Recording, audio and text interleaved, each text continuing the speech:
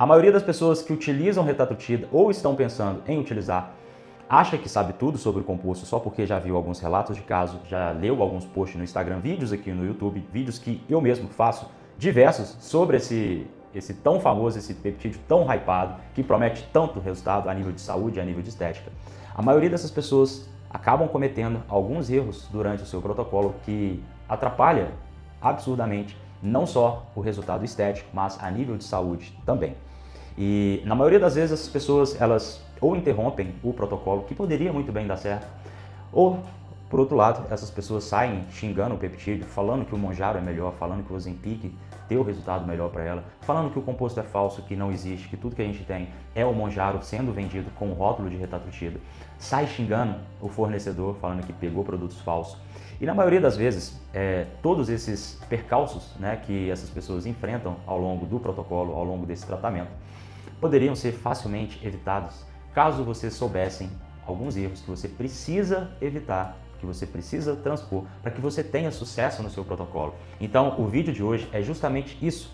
A gente vai listar os 10 erros que vão comprometer com toda certeza o seu protocolo, caso você esteja utilizando ou caso você esteja namorando, né, com algum protocolo, está pensando em implementar, está pensando em fazer essa transição de um Mounjaro, possivelmente, para a retatrutida. Então, esse vídeo é um alerta para que você não caia, não cometa esses erros que várias pessoas cometem, pessoas que chegam até mim na consultoria, e que você consiga ter sucesso, tá? A nível de estética, a nível de saúde. E esses 10 erros que eu vou te listar, muitas das vezes as pessoas acabam não percebendo, tá? Erros que são facilmente corrigidos, erros que são silenciosos e podem afetar a sua saúde, quanto à função renal, quanto à função hepática. A gente vai passar, né, de maneira detalhada em cada um desses erros. Antes de mais nada, esse vídeo não é sobre aconselhamento médico, não tem fins de prescrição, de triagem, de diagnóstico, são apenas relatos com base em alguns estudos e também na minha experiência prática com vários alunos que estão nesses protocolos com incretinas, com peptídeos e, claro, a minha experiência própria, porque antes de prescrever qualquer coisa, eu já testei isso tudo em mim, beleza? Então, para a gente entender como não cometer esses erros, a gente precisa, antes de mais nada, entender por que a retatrutida ela tem regras próprias, tá? Você precisa, claro, entender o mecanismo por trás, entender como esse composto age no seu corpo para que você entenda como não cometer esses erros, beleza? De maneira bem rápida, a gente começou com a semaglutida, né, que atua em um receptor, GLP-1. Depois eles inovaram e lançaram a tirzepatida, conhecido popularmente como Mounjaro, GLP-1 mais GIP. Agora, na retatrutida, a gente tem um outro cenário. Adicionaram um terceiro agonismo, tá? Que é justamente o receptor de glucagon, você já deve saber disso. E é esse terceiro componente que muda completamente o mecanismo de ação desse composto. O glucagon, ele aumenta a termogênese, ele mobiliza o substrato energético e ele, consequentemente, melhora a sua oxidação de gordura. Todas as suas mitocôndrias, elas se tornam mais ativas para produzirem energia e você se torna um ser humano incrível. Só que esse mesmo mecanismo, ele possui algumas, eu diria, vulnerabilidades específicas que todos esses outros compostos, como o Ozempic, como o Mounjaro, eles não têm. E é justamente esses mecanismos que a gente vai destrinchar agora ao longo desse vídeo, beleza? Então presta atenção. O primeiro erro parece óbvio, mas não é. Refeições gordurosas, refeições com alimentos processados, ricos em gordura trans, a gente já sabe, né? Todo e qualquer análogo de GLP-1, ele tem ali como característica o atraso do seu esvaziamento gástrico. Você já deve estar cansado de saber disso. Então, a comida ela fica mais tempo no trânsito gastrointestinal, só que a retatrutida ela pode atrasar ainda mais esse esvaziamento gástrico. Não acontece com todo mundo, tá? Inclusive nos estudos, né, na minha experiência prática, esse pulso do GLP-1 ele é algo menos pronunciado, mas pode acontecer com algumas pessoas. Toda vez que você joga um volume alto de alimento, né, principalmente rico em gordura, por cima de um sistema digestivo que já está operando em um processo mais lento, visto o pulso do GLP-1, o resultado é lógico. Você vai colher mais náusea, possivelmente diarreia, aquele desconforto estomacal vai ser intenso, aquela sensação, né, que talvez você já tenha vivenciado, parece que você comeu um tijolo e não sai de jeito nenhum.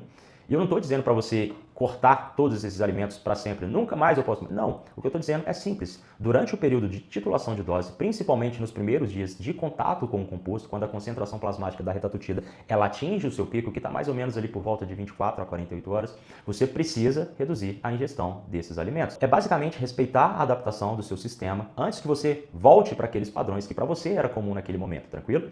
O segundo erro, ele segue basicamente essa mesma lógica.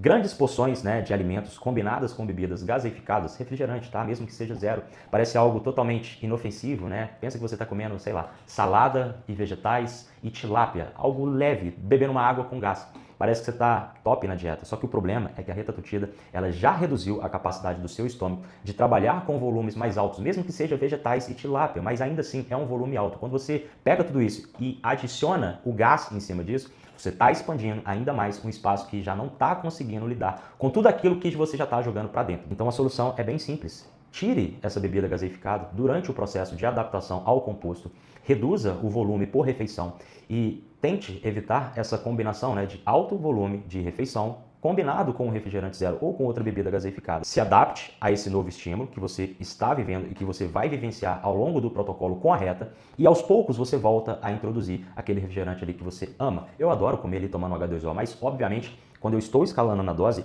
eu separo essas duas coisas. Primeiro eu como, eu deixo o meu trânsito gastrointestinal trabalhar com aquele volume de alimento, que claro, é um volume reduzido, e depois eu vou beber o meu H2O limoneto, que eu adoro. Agora, presta atenção nisso, porque esse terceiro erro é onde as coisas elas começam a ficar um pouco mais sérias, beleza? Desidratação. E eu não vou te dar um alerta genérico, beba água para você ficar saudável. Não, a gente está falando de um mecanismo específico que pode resultar em uma lesão renal aguda, beleza? A retatrutida, você já sabe, ela causa náusea, possíveis vômitos, diarreia em uma frequência maior, tá? Em relação a esses outros compostos que a gente já mencionou.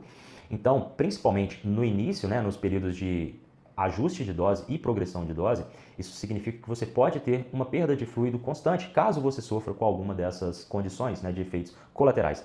Agora, pensa num cenário onde a gente tem, sei lá, uma possível diarreia somada com um treino intenso, com cardio intenso, onde você sua pra caramba, você tem o costume de fazer sauna para melhorar a sua recuperação. Então você está perdendo fluido pelo seu sistema digestivo, pela sua pele, por várias vias. Então, o que acontece? Os seus rins, eles precisam de um fluxo sanguíneo constante para eles funcionarem, para eles operarem. Porém, quando você desidrata, esse fluxo cai e os seus rins, eles precisam trabalhar sobre estresse, sendo bombardeados. E perceba que eu não estou falando que a retatrutida ela é um composto tóxico, né, que ataca os seus rins. Não, mas sim pelo simples fato de você ter gerado um cenário de desidratação que priva os seus rins, né, de funcionarem de uma maneira ótima para sustentar toda a sua função vital a nível de saúde. Então, se você está com alguns sintomas gastrointestinais, né, tenta assumir essa consciência de que talvez você esteja em um déficit hídrico, tá? E não simplesmente água pura, às vezes o que está faltando é esse combo com eletrólitos. Então, caso você esteja experimentando um colateral negativo, né, com a retatrutida, principalmente diarreia, que é muito comum, eu vejo direto com os alunos,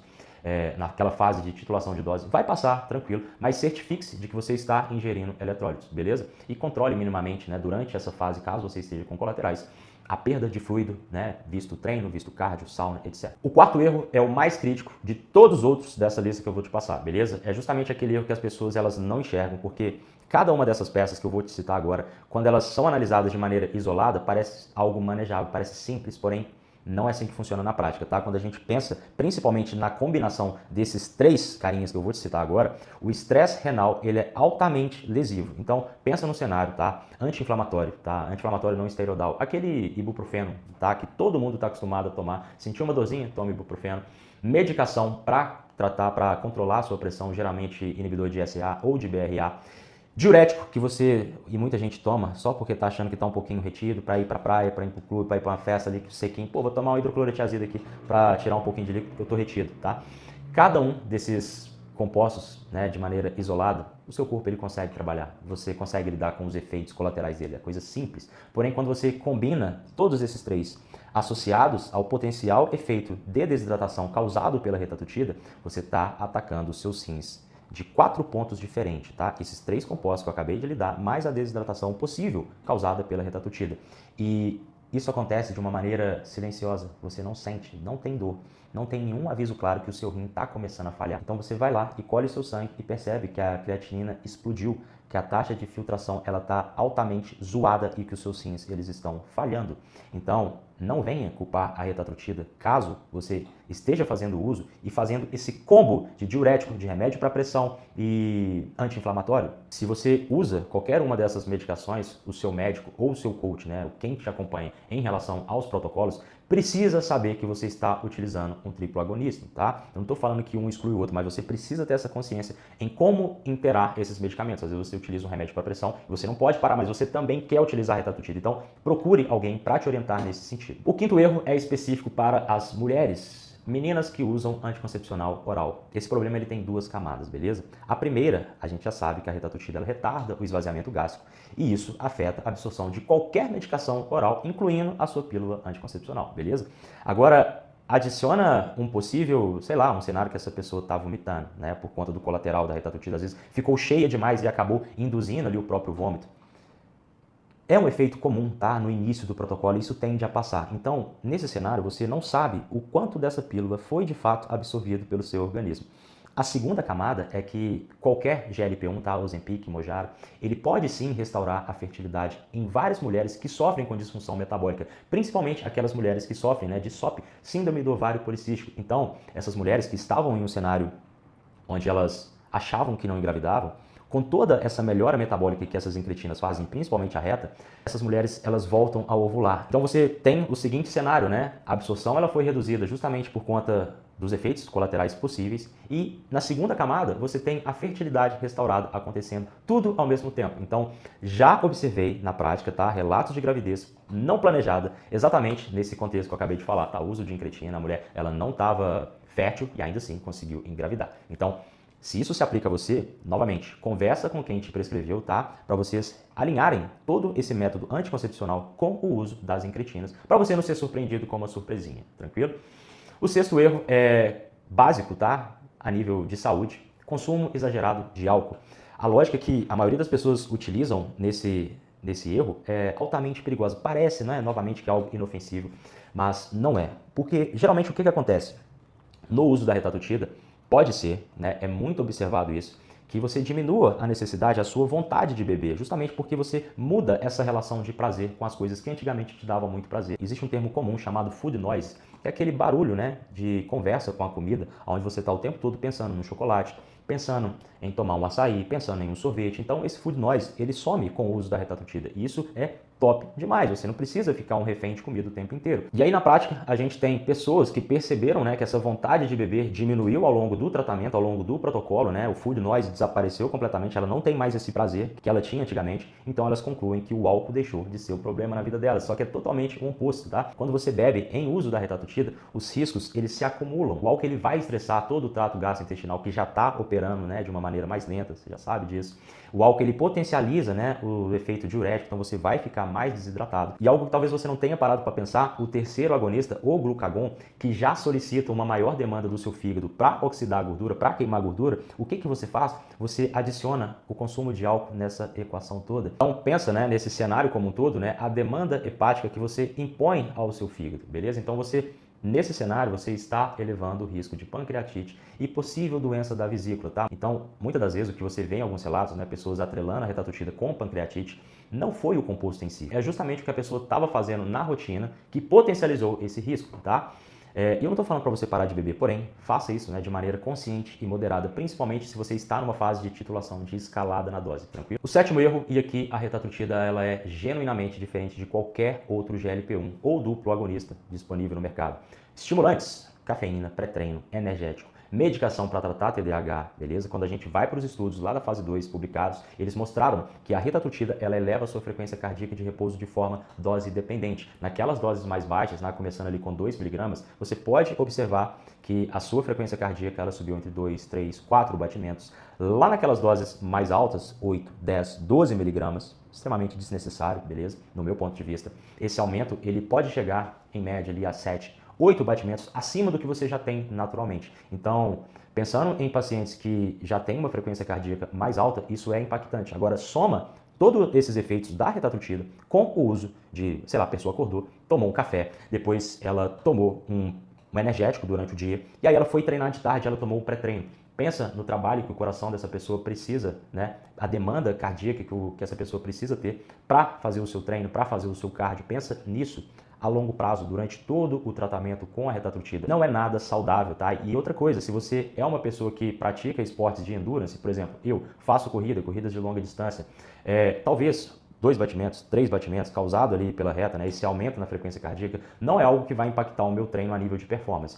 Mas, se você soma esses 2, 3, 5 batimentos que seja, com o estresse crônico, que vai fazer a sua frequência cardíaca aumentar naturalmente, caso você durma pouco, você coloca café, pré-treino, energético, você toma aquele Monster antes de treinar porque você está meio desanimado, você não vai performar bem durante seus treinos, né? Aquela sensação de cansaço, ela vai acontecer até quando você faz, sei lá, uma rosca direta com 3 kg de cada lado. Então, o mínimo de esforço vai aumentar a sua demanda cardíaca. Então, presta atenção em protocolo de reta atrutida, seja sincero consigo mesmo, tenta retirar ao máximo, foi justamente isso que eu fiz, todos esses estimulantes do seu protocolo. Veja se realmente é necessário. Vão ter dias que você vai estar mais desanimado, então talvez, nesses dias em específico, seja necessário você usar uma dose de pré-treino antes do seu treino, beleza? Mas não precisa somar esse tanto de coisa. E também, galera que usa remédio para TDAH, fica ligado em relação à sua frequência cardíaca em atividades aeróbicas. O oitavo erro passa totalmente desapercebido e ele se aplica em casos mais específicos, beleza? Procedimento cirúrgico, tá? Ou processo de sedação que você, por acaso, não avisa a equipe médica que você está no protocolo correta. Novamente, ela traz o esvaziamento gástrico de forma significativa. Então, todo aquele alimento que você consumiu naquelas 8 horas de jejum preparatório, pode ser que esse alimento ele esteja lá no seu trato gastrointestinal durante o procedimento que você vai fazer. Então, todo aquele padrão de 8 horas de jejum pode não ser o suficiente, tá? Se você tiver alimento no seu estômago no momento da anestesia, no momento que você está ali fazendo todo aquele procedimento, existe um risco de aspiração, né? Que é quando o conteúdo ele sai do meio gástrico e ele entra para os seus pulmões. A Sociedade Americana de Anestesiologistas já emitiu uma orientação bem específica sobre esse caso.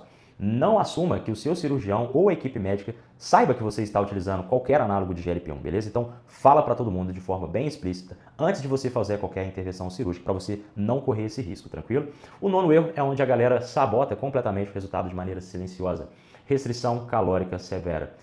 Às vezes as pessoas simplesmente param de comer porque não está sentindo mais fome. Todas as incretinas, elas suprimem o apetite e a retatrutida, ela também faz isso. Um pouco mais fraco, mas ainda assim ela faz. Então, é muito fácil, né, a depender de como essa pessoa ela responde aos pulsos do GLP-1 específico, que é o carinha responsável pela supressão do apetite, é muito fácil essa pessoa bater 800 calorias por dia, 600 calorias por dia. Eu já peguei isso aqui na consultoria e essa pessoa não percebe.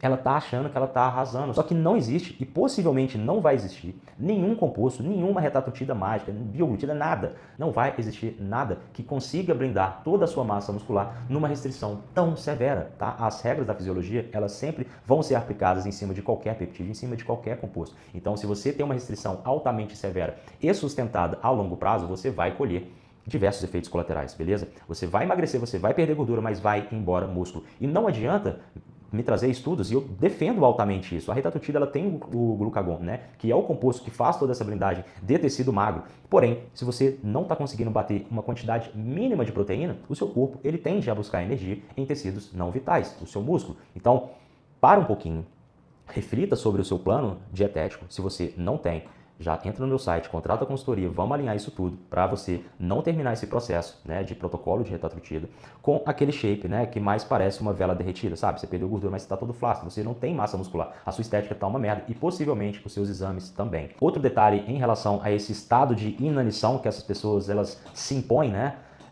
fazendo esses extremismos a nível de restrição calórica, basicamente observarem queda de cabelo, não por conta da retatrutida, mas por conta de não estar consumindo macro e micronutrientes que vão fazer toda essa reparação. Então presta atenção que deixar de comer de maneira brutal não é benéfico. Vocês precisam enxergar a retatrutida como se fosse uma ferramenta que vai ajudar você a fazer tudo aquilo que você já fazia, ela vai potencializar. Você já era uma pessoa que treinava minimamente, que se alimentava muito bem, ou que se alimentava bem, vamos dizer assim. Então pega esse composto e coloca para ele somar no seu resultado, tá? Não utiliza essa ferramenta, né, de maneira ignorante. Porra, suprime o apetite, então eu vou deixar de comer. Não. Começa a balancear as coisas para você colher resultados mais plausíveis. E o 10º erro está atrelado a esse último que eu acabei de falar, consumo de proteína. Fique ligado em relação à sua meta de proteína diária, principalmente se você é um indivíduo que não faz uso de esteroide anabolizante. A maioria dos resultados, sendo bem sincero contigo, tá? A maioria dos resultados que você observa em qualquer uso de incretina, muitas das vezes o Mounjaro, o Ozempic também, e você nota aquele resultado estético fenomenal, a pessoa nitidamente ela ganhou músculo e perdeu gordura, muitas das vezes essa pessoa está atrelando o uso de alguma dessas incretinas com esteroides anabolizantes. Então perceba que nesse cenário, possivelmente vai dar bom tudo que essa pessoa fizer. Às vezes você não é essa pessoa, às vezes você só utiliza alguma incretina, Mounjaro, retatrutida. Então, você, que é um indivíduo natural, fique muito atento em relação ao consumo de proteína. Eu não estou mandando você consumir 3, 4 gramas de proteína por quilo de peso corporal, nem 2. Se você quiser consumir ali 1,5, 1,4, 1,0 gramas de proteína por quilo corporal, simplesmente para fazer toda a manutenção a nível de massa magra, tá? E quando eu falo massa magra, não pensa só em músculo. quando a gente vai lá para as outras incretinas, né, e nota uma perda de massa magra, não é só músculo, o tecido ósseo também faz parte desse conjunto massa magra, beleza? Então, o fato é, dê atenção primariamente ao seu consumo de proteína diário, bata os seus macros, mas não deixe a proteína de lado, tranquilo? Então, estruture a sua dieta e principalmente dê atenção à proteína em relação aos outros macros. Comece pela proteína, ajusta a quantidade proteica em relação ao seu peso, tá? Depois você ajusta a quantidade de gordura, porque é o segundo macro mais importante, justamente por diversas funções hormonais que vão melhorar a sua saúde e produção de hormônios em si. E só depois você pensa na quantidade de carboidratos que você precisa colocar na sua dieta. Nesse momento, né, você deve estar refletindo sobre quais desses erros ou qual erro você está cometendo ou ia cometer se eu não tivesse te avisado. Ou às vezes você está pensando em começar e você não quer ter esse trabalho de ajustar todas essas variáveis que eu acabei de falar. O que você faz? Simples. Você vai aqui no primeiro comentário fixado, vai ter também na descrição desse vídeo, ou lá na bio do meu canal, o meu site, onde você vai acessar, vai escolher o melhor plano que te atende, tá? Nós vamos escolher uma anamnese de treinamento, de dieta, de protocolo. Você responde essa anamnese, a gente avalia todo o seu cenário, todo o seu contexto que você está inserido, qual que é a sua situação real, o que você precisa resolver a níveis de exame. Se você não tem exame recente, tranquilo, a gente te envia o pedido, você colhe o sangue, isso é altamente importante. Analisar, corrigir marcadores e definir qual que é o melhor cenário para você. Você não precisa ficar igual maluco, copiando o protocolo de um vídeo, outro protocolo de outro. Não, aqui você faz tudo integrado e está tudo alinhado, tudo pautado na sua individualidade, beleza? Link no primeiro comentário fixado, link na descrição, link na bio do canal. Acesse o site, pega o plano que melhor se enquadre para o seu bolso e para a sua situação ideal. Pensa sempre em longo prazo, para a gente ajustar tudo isso precisa-se de tempo, tá? Não chega até mim igual desesperado, que não acontece da noite para o dia. Seja membro do canal Elite Metabólica, tá? Onde eu coloco todos os PDFs, todos os protocolos, um conteúdo mais exclusivo para a galera dos membros, beleza? Deixa o seu like, compartilha esse vídeo e deixa também um comentário e se inscreve no canal caso você não é um inscrito. Eu sou Breno Azevedo, te vejo no próximo vídeo. Fui!